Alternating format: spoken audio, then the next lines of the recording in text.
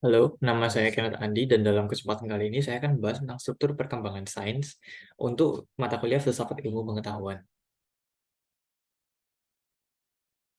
Topik yang akan menjadi pembahasan kali ini adalah tentang teori perkembangan sains menurut Thomas Kuhn, Imre Lakatos, dan juga Paul Feyerabend.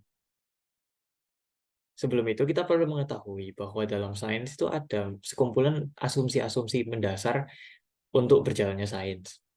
Sebagai contoh, salah satu asumsi ini adalah fisika Newtonian, yang kemudian akhirnya seiring berjalannya waktu dibantah dan digantikan dengan paham teori relativisme dan teori kuantum. Pergeseran ini membuktikan bahwa sains itu sebenarnya perkembangannya tidak linear, langsung kumulatif gitu saja, melainkan ada bagian-bagian tertentu yang bisa dikategorisasikan berdasarkan asumsi-asumsi dasar ini. Maka dari itu perkembangan sains itu sebenarnya dikatakan revolutif.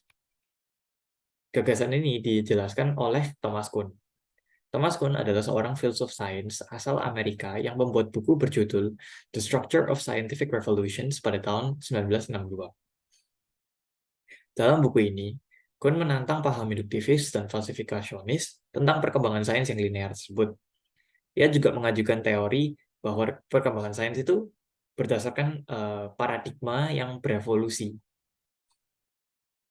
Hal ini menurutnya lebih sesuai untuk menjelaskan mengapa ada perubahan dan perjalanannya perkembangan secara sains. Proses perkembangan ini menurutku dirumuskan sebagai berikut. Ada periode prasains yang kemudian menjadi sains normal. Setelah itu bisa menghasilkan krisis, dan melalui krisis itu muncullah revolusi. Setelah terjadinya revolusi, sains normal baru bisa muncul, dan seterusnya. Hal ini bersifat revolutif dan bisa mengulang. Jadi kita langsung masuk pada penjelasannya, yaitu bagi Thomas Kuhn, sains dewasa diaturkan oleh sebuah paradigma tunggal yang terdiri dari asumsi umum teoretis dan hukum, serta teknik mengaplikasikannya yang diadopsi suatu komunitas saintifik.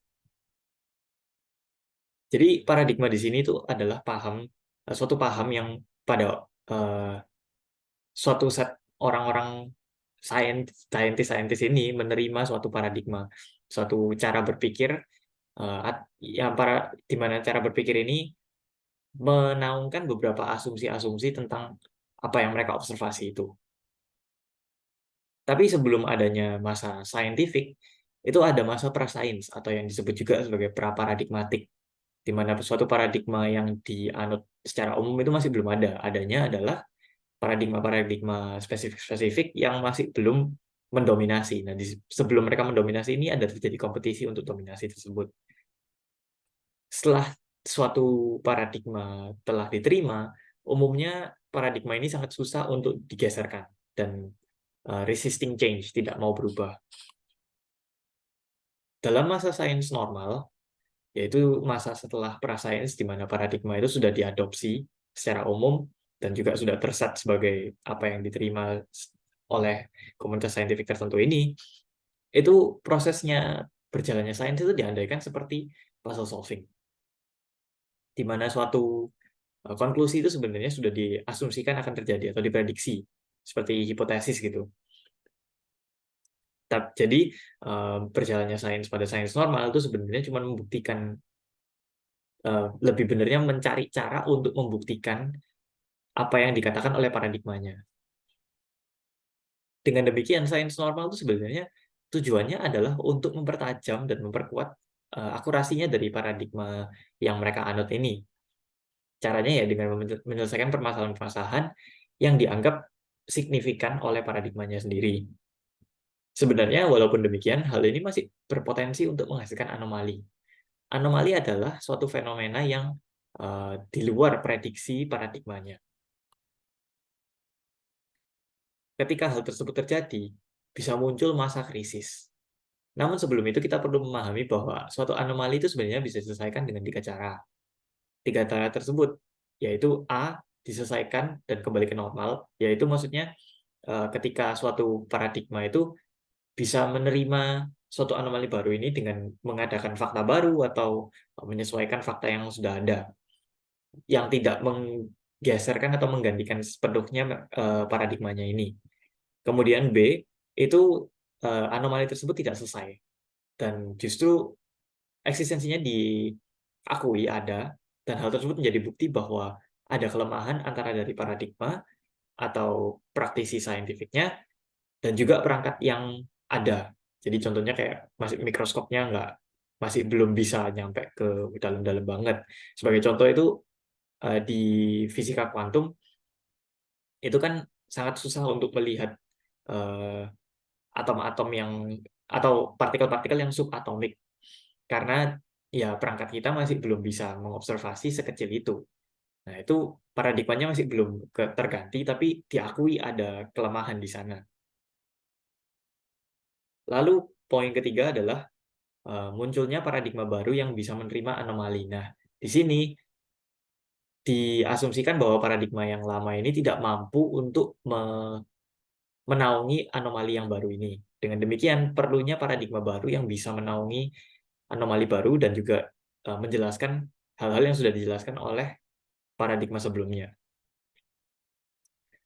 Dengan demikian, terjadilah masa revolusi di mana paradigma ini eh, bisa menerima anomali tersebut dan terjadi kebaruan. Yaitu terjadi kebaruannya seperti yang sebelumnya dikatakan, bisa dengan menyelesaikannya dan menerima dan memodifikasi paradigma tersebut, atau bisanya terjadi revolusi yang menghancurkan paradigma sebelumnya dan membaruinya dengan paradigma yang benar-benar baru, dengan teori yang baru gitu.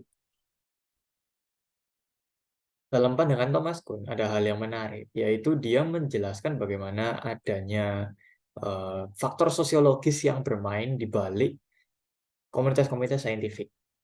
Dan dengan demikian dia menjelaskan bagaimana suatu paradigma itu memiliki kekuasaan itu sebenarnya atau memiliki favor antara ilmuwan-ilmuwan itu dipilih atas nama otoritas saintifik, komunitas saintifik. Nah, tapi di balik otoritas itu, rasionalitas dari komunitas untuk memilih eh, suatu paradigma tertentu itu kan tidak dijelaskan oleh Kuhn. Nah, sebenarnya nanti kita akan melihat bagaimana filsuf berikutnya berusaha untuk mengembangkan kembali pandangan Kuhn ini dengan kata-katanya sendiri dan juga menambahkan topik tentang penilaian ini. Nah, kita langsung saja lanjut pada Imre Lakatos. Imre Lakatos adalah seorang filsuf sains asal Bulgaria yang mengembangkan lebih lanjut pandangannya Kuhn. Ia mengajukan teori program riset atau dalam bahasa Inggrisnya research program yang lebih menunjukkan dan menekankan aspek perkembangan dalam suatu sistem saintifik. Lakatos juga mengembangkan konsep penilaian atas struktur saintifik yang tidak ditemukan di pandangannya Kuhn. Nah, program riset dari pandangannya Lakatos ini gimana sih? Suatu program riset itu bagi dia terdiri atas dua aspek utama, yaitu hardcore dan protective belt. Hardcore merupakan prinsip-prinsip dasar yang fundamental dari suatu program riset, atau kalau dalam termnya Kuhn kan paradigma. Tapi di paradigma itu mengambil secara keseluruhan itu apapun itu yang jatuh di dalam pandangan utama maupun itu yang di luar dari proses puzzle solving itu dianggap sebagai satu paradigma utuh. Sedangkan dalam pandangannya si Imre Lakatos ini dipisah. Jadi dipisahnya gimana? Hardcore itu merupakan bagian yang fundamental, yang esensial dalam suatu program riset, sedangkan protective belt ini bersifat uh, tersier, jadi tidak merupakan hal yang sangat penting atau bukan hal yang esensial. Jadi contohnya kalau protective belt itu disebut sebagai hipotesis auxiliary.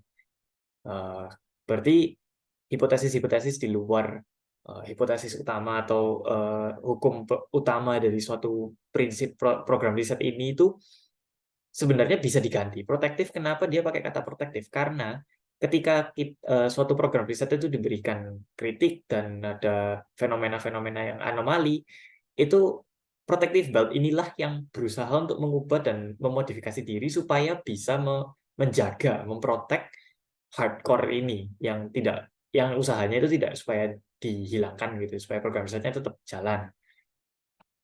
Nah, untuk menjaga protektif supaya bisa menjalankan program riset itu, perubahan-perubahan yang terjadi itu perlu juga ada standar-standarnya. yaitu dijelaskan oleh dia dengan kata-kata heuretik positif dan negatif.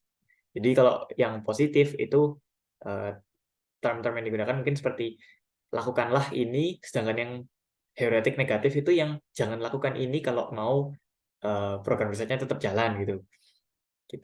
Jadi dari pandangannya program riset ini sebenarnya dia juga mengembangkan penilaian ini rasional di balik program riset. Jadi program riset itu dinilai bisa rasional dan bisa eh, layak digunakan itu ketika program ini itu bisa menaungi anomali-anomali yang ada dengan cara memodifikasi protective belt-nya ini. Nah, di sini dia mengajak kita itu supaya melihat suatu program riset tidak sekedar dari hasil akhirnya, melainkan juga dari awal mula program riset ini dan perkembangannya yang terjadi, historisitasnya, dan bagaimana protective belt-nya ini telah berubah semasa program risetnya masih berjalan. Nah, dari pandangannya dia ini, yang menarik adalah ada dari hasil penilaiannya dikatakan yang berpotensi untuk berkembang itu disebut sebagai progressive program. Yang gagal atau yang tidak berpotensi disebut sebagai degenerating program. Tapi dengan penjelasan sedemikian, sebenarnya muncul sebuah problem, yaitu tidak ada metrik jelas. Bagaimana seorang ilmuwan itu kapan perlu lepas dari program ini. Suatu program riset itu bisa jadi sedang dalam state degenerating program ini, tapi ada kemungkinan bahwa ada penemuan baru yang bisa menghidupkan kembali programnya itu. Di sisi lain pula, suatu progressive program bisa suatu hari menemukan suatu anomali yang bisa menghancurkan fundamental hardcore-nya dia ini sehingga menjadi degenerating program dan tidak bisa menaungi anomali-anomali yang lain yang baru. Selanjutnya kita akan melihat tentang Paul Feyerabend. Dia seorang filsuf sains asal Austria yang mengajukan paham anarkisme dalam metodologi sains. Di bukunya Against Method, Outline of an Anarchistic Theory of Knowledge. Paul Feyerabend banyak mengkritik pandangan dari Lakatos dan Popper. Ia menggunakan teori para filsuf sains itu sendiri dan membandingkannya dengan fakta historis, di mana ia menemukan bahwa banyak teori mereka itu tidak koresponden dengan apa yang sebenarnya ada di dunia. Yang di realita itu metodologinya tidak sesuai dengan apa yang dijelaskan atau dirumuskan oleh para filsuf sains. Yes. Berikut adalah ringkasan dari pandangan Feyerabend. Dia melihat bahwa perkembangan sains itu sebenarnya eratik, sporadik, atau tanpa aturan jelas dan akhirnya tidak bisa diprediksi. Maka dari itu, ia menganggap bahwa lebih baik adanya anarkisme. Gunanya ini itu untuk membebaskan sains. Sains itu banyak dipengaruhi oleh faktor luar dan tidak terlepas dari konteks zaman dan ruang di mana sains tersebut berjalan. Jadi dia juga mengakui adanya faktor sosiologis yang sangat berat dan tidak terpisah dari geraknya sains. Dia tidak setuju tapi dengan pandangan dogmatis seperti yang dianut oleh Kuhn dan juga Lakatos, di mana dia merasa itu menghambat dan membatasi progres ilmu pengetahuan. Dengan demikian, Feyerabend itu mengajukan anarkisme metodologi untuk mempromosikan pluralisme metodologi yang bisa mengungkit kreativitas dari para ilmuwan. Jadi ya kembali lagi pandangan ini itu bertujuan untuk membebaskan sains kembali dan supaya bisa ada multifaset dan dialektika yang kompleks dalam sains. Tidak hanya otoritas yang menentukan dogmatisme atau positivisme sains gitu. Jadi di sini Feyerabend dianggap pandangannya itu sebagai pandangan yang cukup humanis. Seperti yang saya temukan di YouTube, Paul Feyerabend, who was once described in Nature as the worst enemy of science, was no enemy of science. On the contrary, he showed how complex and exciting science is, and how it may become at once more fruitful and more humane. Jadi yang dimaksudkan di sana adalah Paul Feyerabend ini pada awalnya banyak headline-headline artikel-artikel dan jurnal-jurnal itu yang menganggap pandangan anarkisnya dia ini destruktif dan sangat berbahaya daripada pandangan sains.